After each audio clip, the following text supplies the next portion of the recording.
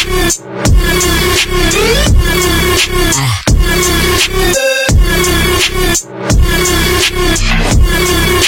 Viewers, இன்னைக்கு வீடியோல நம்ம ரிவ்யூ பண்ண போற படம் திருமாணிக்கம். ஒரு சத்தந்தம் டிராமா பிலிம். இந்த படத்தை எழுதி இயக்கியிருக்காரு நந்தா பெரியசாமி. சினிமாட்டோகிராஃபி சுகுமார், எடிட்டிங் குணா, இசை விஷால் சந்திரசேகர் பண்ணியிருக்காரு. சமுத்திரகனி ஹீரோவா நடிச்சிருக்காரு. அனன்யா ஹீரோயினா பிளே பண்ணியிருக்காங்க.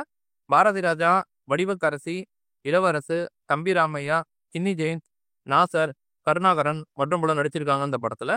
நம்ம சேனலை ஃபர்ஸ்ட் டைம் பார்க்குறீங்கன்னா இந்த வீடியோவை லைக் பண்ணிட்டு நம்ம சேனலை சப்ஸ்கிரைப் பண்ணிட்டு அப்படியே பக்கத்தில் இருக்க பெல் ஐக்கானையும் தட்டி விடுங்க.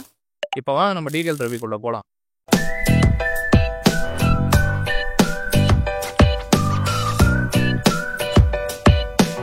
திருமாணிக்கம் படத்தோட கதை என்னன்னு டீடைல்டா பார்க்கலாம். மாணிக்கமா சமுத்திரகனி குமுளி பஸ் ஸ்டாண்ட்ல ஒரு லாட்டரி டிக்கெட் கடை வச்சு நடத்திட்டு வராரு. ரொம்ப நேர்மையான ஸ்ட்ரெயிட்ஃபார்வர்டான ஒரு நல்ல மனுஷன். இவரோட மனைவியா அனன்யா. இவங்களுக்கு 2 பெண் குழந்தைங்க. அனன்யாவோட தம்பின்னு ஒரு கூட்டு குடும்பமா வாழ்ந்துட்டு வராங்க. பாரதி ராஜா வசதி இல்லாத லோயர் மிடில் கிளாஸ் குடும்பம். அவரோட பொண்ணை கல்யாணம் பண்ணி கொடுத்துடுறாரு. இவருக்கு நிறைய பண பிரச்சனை இருக்கு, தேவைகள் இருக்கு. முதிர்ப்பு காரணமா வேலைக்கு போகாம வீட்டுல ஒடுங்கி இருக்காரு. பாரதி ராஜா சமுத்திரகனி கடைக்கு வந்து ஒரு நாள் லாட்டரி டிக்கெட் செலக்ட் பண்றாரு. சரி காசு கொடுத்துட்டு வாங்கலாம்னு நினைக்கும் போது பார்த்தா அவர் வேட்டியில மடிச்சு வச்சிருந்த 500 ரூபா நோட்டு காணாம போகுது. அப்பதான் அவருக்கு அது தெரிய வருது. சமுத்திரகனி சரியா எடுத்துட்டு போங்க, நாளைக்கு வந்து பைசா கொடுங்கன்னு சொல்றாரு. ஆனா பாரதி ராஜாவை நான் நாளைக்கு பைசா கொடுத்துட்டே உங்ககிட்ட லாட்டரி டிக்கெட்டை வாங்கிக்கிறேன்னு சொல்லிட்டு போயிடுறாரு. சமுத்திரகனி இவர்கிட்ட போன் அட்ரஸ்ன்னு எதுவும் இவருக்கு தெரியாது. 2 நாள் கழிச்சு பாரதி ராஜா வாங்கின 4 லாட்டரி டிக்கெட்ல ஒரு டிக்கெட்டுக்கு 1.5 கோடி பரிசு விழுந்திருக்குன்னு இந்த தகவலை பாரதி ராஜா கிட்ட சொல்லி இந்த லாட்டரி டிக்கெட்டை அவர்கிட்ட நேர்ல கொடுத்துட்டு வரதுக்காக கிளம்பி போறாரு.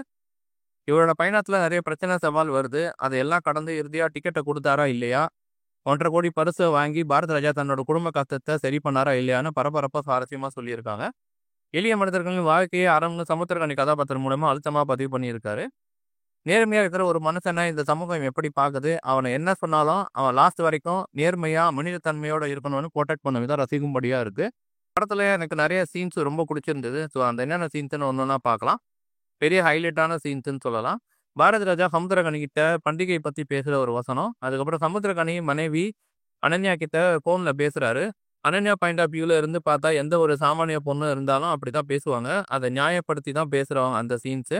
சமுத்திரகனி தன்னோட சின்ன பொண்ணு கிட்ட போன்ல பேசுவாரு. அப்போ சின்ன பசங்களுக்கு ரொம்ப எளிமையா சொன்னா சீக்கிரம் புரிஞ்சுக்கிற மாதிரி ஒரு உதாரணம் சொல்லி கன்வின்ஸ் பண்ணுவாரு. அந்த சீன்ஸ் ஆகட்டும்.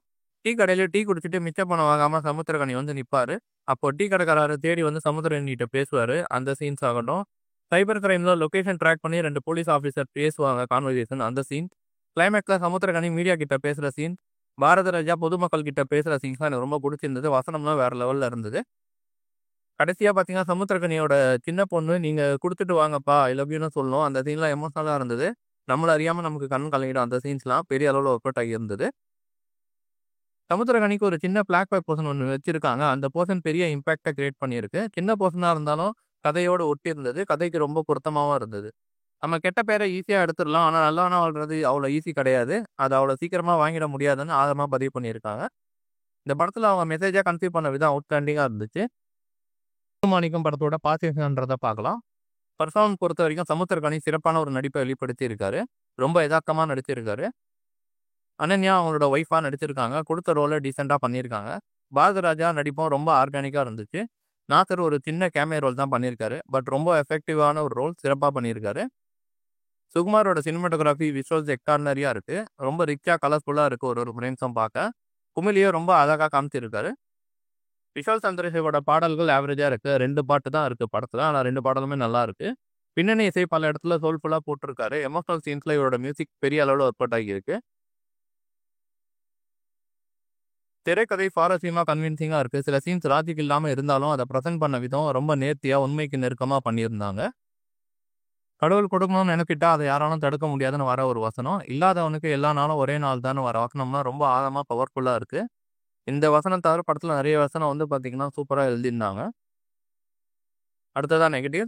லாஜிக் மிரல்கள் இருக்கு. பட் அவங்க சொல்ல அந்த சோசியல் மெசேஜை பார்க்கும்போது ஒரு நல்ல படமா தெரியுது. அதனால லாஜிக் மிஸ்டேக் பெருசா எனக்கு நெகட்டிவா படல. இந்த படம் நீங்க ஃபேமிலியோட உட்காந்து எல்லாரும் அவசியம் பார்க்க வேண்டிய ஒரு படம். கண்டிப்பா மிஸ் பண்ணாம பாருங்க. ஒரு நல்ல படம் பார்த்த ஃபீல் கிடைக்கும். நம்ம சேனல்ல இருந்து ஹைலி ரெக்கமெண்டட் மூவி. பேர்ல மட்டும் மாணிக்கம் இல்ல, குணத்திலையும் மனசுலையும் மாணிக்கம் தான் உணர்த்தி இருக்காங்க. One of the best film of 2024ன்னு சொல்லுவேன்.